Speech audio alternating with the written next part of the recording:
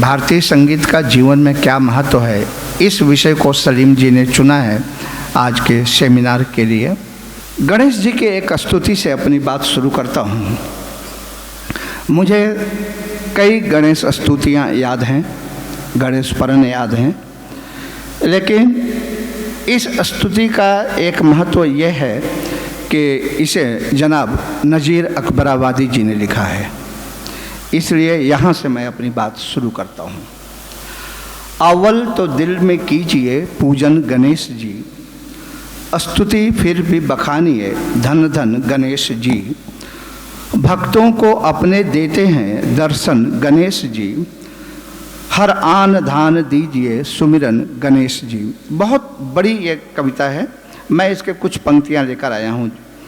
जो जो शरण में आया है कीन्हा उसे सनाथ, भव सिंधु से उबारा है दम में पकड़ के हाथ। यह दिल में ठान अपने और छोड़ सब का हाथ, तू भी नज़ीर चरणों में अपना झुका के माथ। हर आन धान दीजिए सुमिरन गणेश जी, देवेंगे रिद्ध सिद्धि और अनधन गणेश जी। नज़ीर अकबराबादी जी ने गणेश स्तुति लिखी। जैसा कि हम सब जानते हैं, संगीत एक कला है, सर्वश्रेष्ठ ललित कला। विज्ञान है, विद्या है, शास्त्र है, योग है, दर्शन है, जीविका का उपार्जन भी है और चिकित्सा पद्धति भी। इसलिए यह हर समय हर इंसान से किसी न किसी रूप में जुड़ा रहता है, कभी किसी रूप में तो कभी किसी रूप में। संगीत के आविष्कार के विषय में विभिन्न ग्रंथों में कई तरह की कथाएं प्रचलित हैं।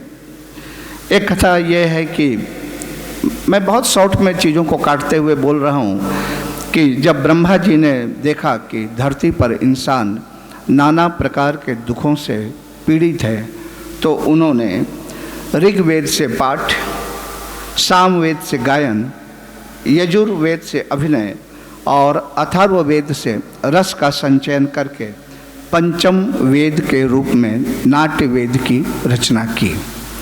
उद्देश्य था मनुष्य को आत्मिक, बौद्धिक और मानसिक आनंद देना। इसलिए मैं जब कई बार देखता हूँ कुछ कलाकारों को कि ऐसी बंदिशें शुरू कर देते हैं कि साथी कलाकार तबला वादक परेशान हो जाए, उसको सम न मिले, या दूसरों को चमत्कृत करने की कोशिश करते हैं, तो मैं उनको ये सुझाव देना चाहता हूँ कि सबसे पहले अपने संगीत से आप खुद आनंदित होइए, और जब आप आनंदित होंगे तो आप दूसरों को आनंदित कर पाएंगे। किसी को तकलीफ देने के लिए इस कला का उपयोग न करें। मनोवैज्ञानिक दृष्टि से जब हम देखते हैं, इस पर विचार करते हैं, तो कई बार दिमाग में आता है कि जब भाषा और बोली का जन्म नहीं हुआ था, तब इंसान अपनी भावनाओं को कैसे व्यक्त करता होगा। अनुमान है कि आवाज़ की उतार चढ़ाव से, हाथों के मुद्राओं से, चेहरे की भाव भंगिमाओं से, और अगर हम मनोवैज्ञानिक दृष्टि से देखें तो बाद में यही कलाएं संगीत और नृत्य के आविष्कार की आधारशिला तैयार करती हैं। हस्तकों और चेहरे की भाव भंगिमाओं से नृत्य का जन्म हुआ, और वाणी के उतार चढ़ाव से, जैसे जो लोग नहीं बोल पाते हैं आज भी करते हैं, संगीत का आविष्कार हुआ। मनोवैज्ञानिक दृष्टि ये भी कहता है। तो हम कह सकते हैं कि संगीत अपनी भावनाओं की अभिव्यक्ति का सबसे समृद्ध, सबसे सशक्त साधन है। मद्भक्ता यत्र गायन्ति तत्र तिष्ठामि नारद, नाहं वसामि वैकुंठे योगिना हृदयेन च, मद्भक्ता यत्र गायन्ति तत्र तिष्ठामि नारद। भगवान विष्णु ने विष्णु पुराण में कहा है कि हे नारद, मैं न तो वैकुंठ में रहता हूँ और न तो योगियों के हृदय में, मेरा वास वहाँ है जहाँ मेरे भक्तजन मेरा गायन करते हैं। इसलिए हम कह सकते हैं कि संगीत ईश्वर की साधना, आराधना का बहुत बड़ा साधन है। हिंदू धर्म की मान्यता के अनुसार पूजा से करोड़ गुना श्रेष्ठ ध्यान है, ध्यान से करोड़ गुना श्रेष्ठ स्तोत्र, स्तोत्र से करोड़ गुना श्रेष्ठ जप, और जप से करोड़ गुना श्रेष्ठ गान, और गान से श्रेष्ठ कुछ भी नहीं है। इसलिए हर धर्म में संगीत को ईश्वर की आराधना पूजा का माध्यम बनाया गया है। भारतीय संगीत को समृद्ध करने में मुस्लिम कलाकारों की भूमिका भी बहुत महत्वपूर्ण रही है।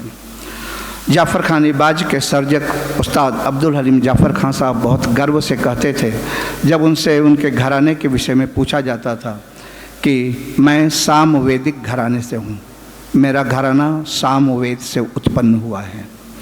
और वो गर्व से कहते थे कि भारत का कोई भी श्रेष्ठ मंदिर ऐसा नहीं है जहाँ मैंने अपने सितार की अंजलि न पेश की हो। नायक बख्शू से हिंदू देवी देवताओं पर आधारित ध्रुपद गायन के विकास में नायक बख्शू से लेकर डागर बंधु तक के जो भूमिका है उसको संगीत के इतिहास में स्वर्ण अक्षरों में अंकित किया जाएगा।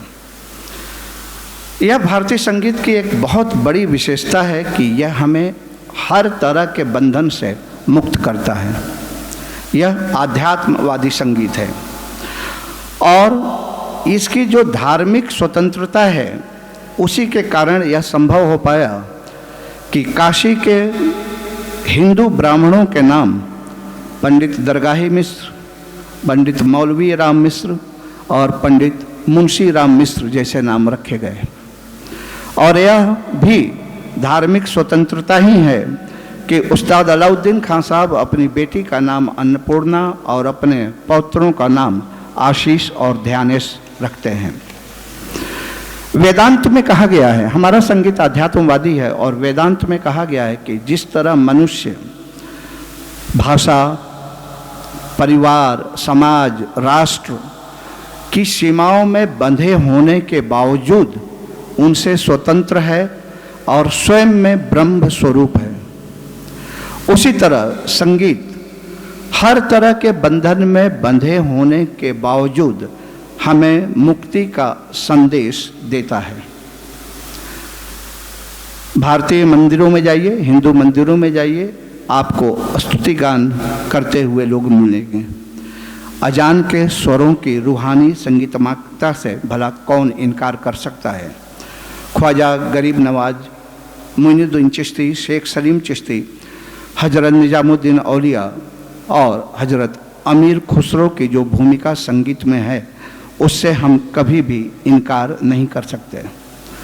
और ध्रुपद, ख्याल, ठुमरी और टप्पा जैसी गान विधाओं को विकसित करने में मुस्लिम कलाकारों ने जो योगदान दिया है उसे भी कभी विस्मृत नहीं किया जा सकता।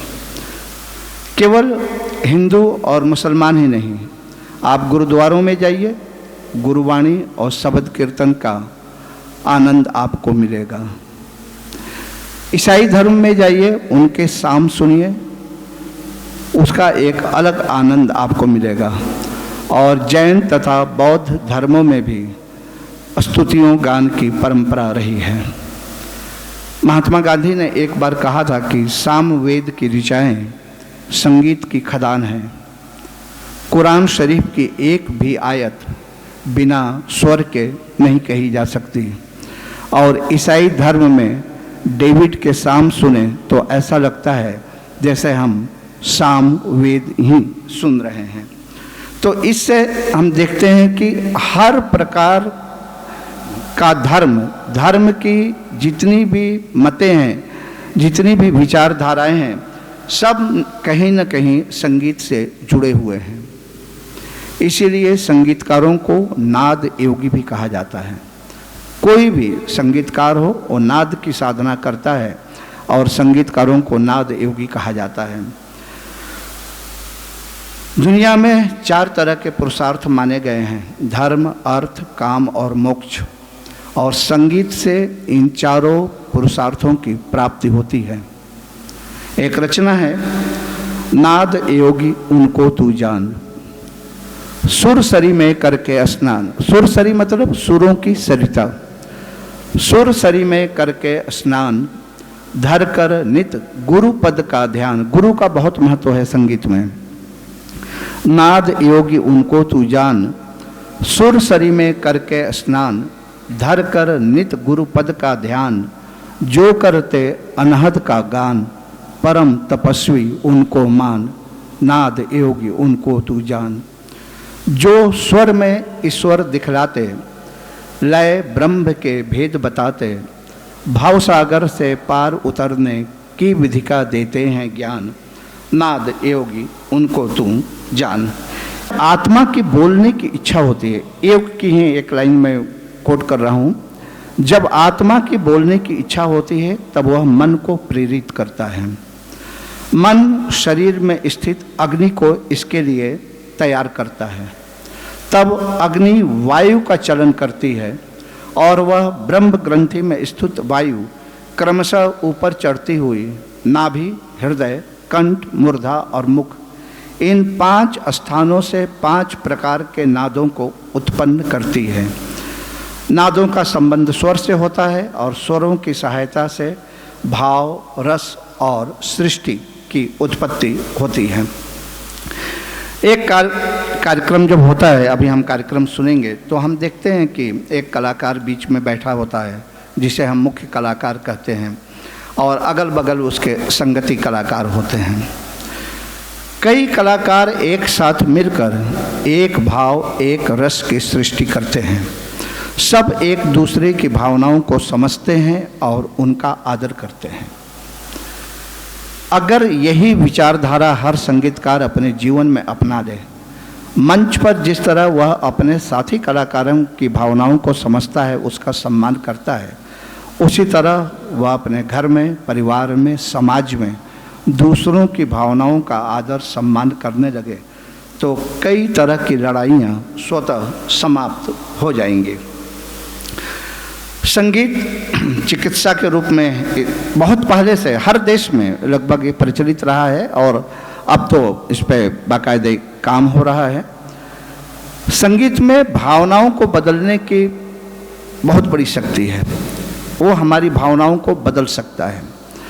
जिन भावनाओं की अधिकता के कारण व्यक्ति बीमार होता है, कोई भावनाएं ऐसी उभरती हैं कि वह बहुत उग्र हो जाता है, उसका ब्लड प्रेशर बढ़ जाता है, या कोई भावना ऐसी आती है कि वह बहुत उदास हो जाता है, उसका ब्लड प्रेशर लो हो जाता है। उसके अपोजिट भावनाओं वाले रागों, तालों का अगर गायन वादन धीमी आवाज़ में, विलंबित और मध्य लय में हेडफोन के माध्यम से सुनाया जाए और व्यक्ति अगर सजग होकर और तनाव रहित होकर उसे सुने तो वो कई प्रकार की बीमारियों से मुक्त हो सकता है। आजकल के बच्चे सबसे पहले पूछते हैं कि ये अगर हम करेंगे तो इससे हमें फ़ायदा क्या होगा। कैरियर ओरिएंटेड हो गए हैं। हम लोग अलग तरह के लोग थे। पिताजी ने कह दिया तबला बजाना है तो बजाना है, अब इससे क्या लाभ होगा, क्या हानि होगी, मतलब कभी सोचा ही नहीं, आज भी नहीं सोच पा रहा हूँ। लेकिन आजकल के बच्चे सोचते हैं। तो संगीत और संघर्ष का बहुत पुराना रिश्ता रहा है, बहुत पुराना।